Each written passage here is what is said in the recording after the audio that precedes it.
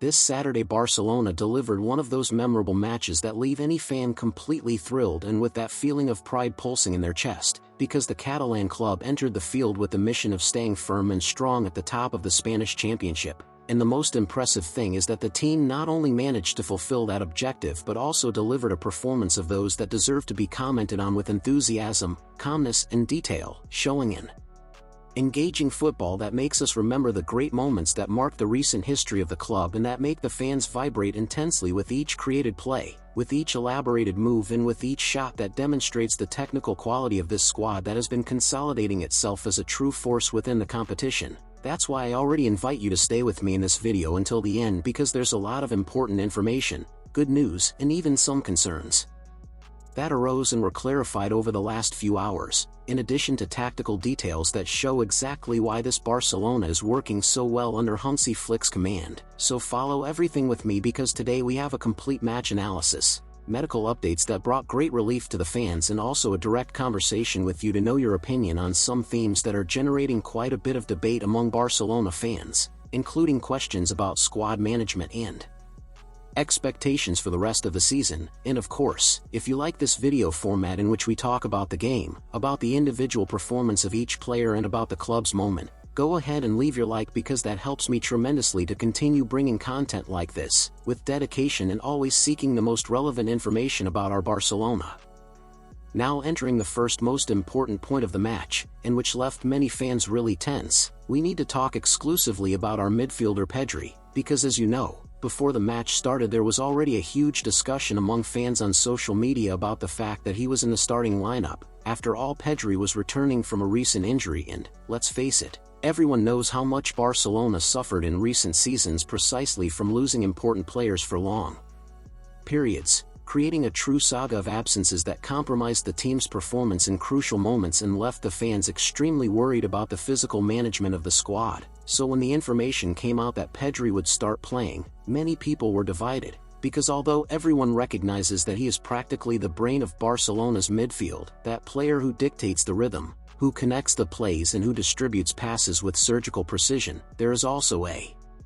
consensus that perhaps it would be more prudent to put him in gradually, maybe only in the second half, just to gain rhythm without running exaggerated risks, preserving his physical integrity for the decisive games that are to come. But despite all that, Hansi Flick decided to put him as a starter, demonstrating confidence in the player's preparation and in the club's medical department evaluation. And during the game, Pedri really suffered some fouls that seemed harder than they should have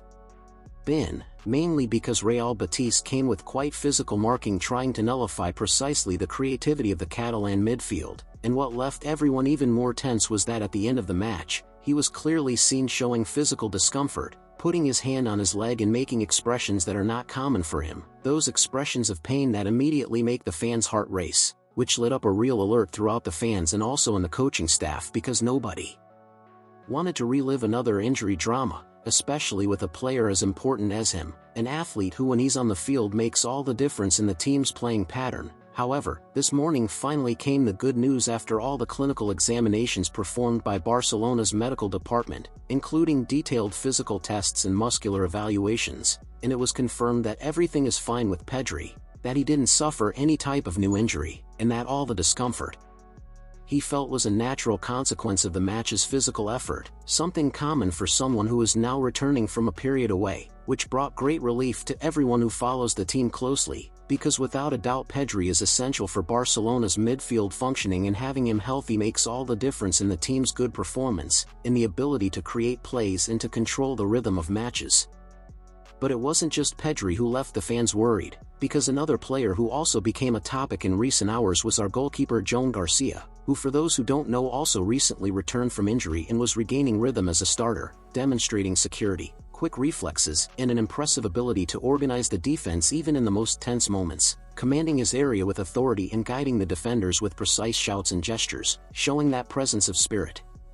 that every great goalkeeper needs to have to transmit confidence to the entire defensive line. However, after the final whistle of the match, Joan Garcia was seen limping as he walked toward the locker room tunnel, with an expression of tiredness and discomfort that caught the attention of everyone present at the stadium, and of course that immediately generated great concern among the fans, because nobody wanted him to be away again, mainly because he spent weeks away from the fields after needing to undergo surgery, a delicate procedure that required recovery time and a lot of patience, and he had finally regained his position in the team with very good performances, making important saves and demonstrating correct positioning. So when he appeared limping, the internet practically went into alert mode, with fans asking if he had felt pain again, if it was something serious, if there was a risk of another more complicated injury that could keep him away again for a prolonged period. But luckily for everyone, it was confirmed by the club through an official statement that Joan Garcia was just tired, that he didn't feel any serious muscular problem, and that discomfort was a direct consequence of the match's intensity, which is absolutely normal considering the period he was away and the physical demand that a goalkeeper faces throughout the 90 minutes, with jumps, dives and all that explosive movement that characterizes the position. So this was also an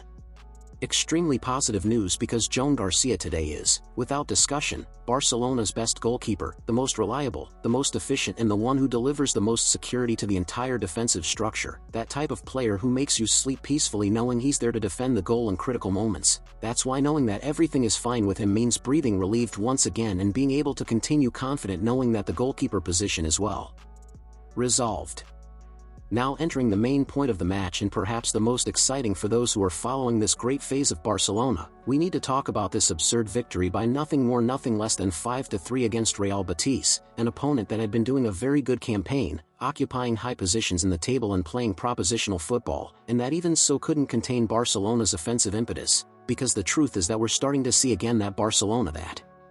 excites, that creates, that finishes, that dominates, that involves, and that makes the fans smile even before the game ends. That team that plays with joy, with boldness, and with that characteristic of always seeking the attack. And this match showed exactly that, because we had goals from Ferran Torres, Lamine Yamal, Rooney, and of course, the great highlight of the game, which was Ferran Torres simply doing a hat-trick, entering the history of this season as the team's new top scorer, surpassing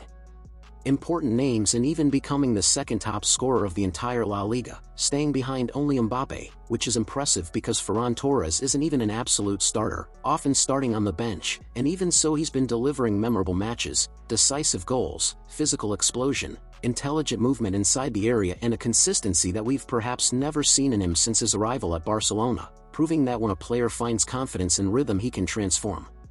completely. And the result of all this is Barcelona maintaining itself as isolated leader of the championship, with an extremely solid campaign, with excellent numbers both offensive and defensive, with an organized team, balanced, and that has been considered by La Liga itself as the main favorite for the title this season, something that leaves the fan full of hope, because it's very good to see Barcelona playing this way, with brilliance, with intensity, and with that enchantment that has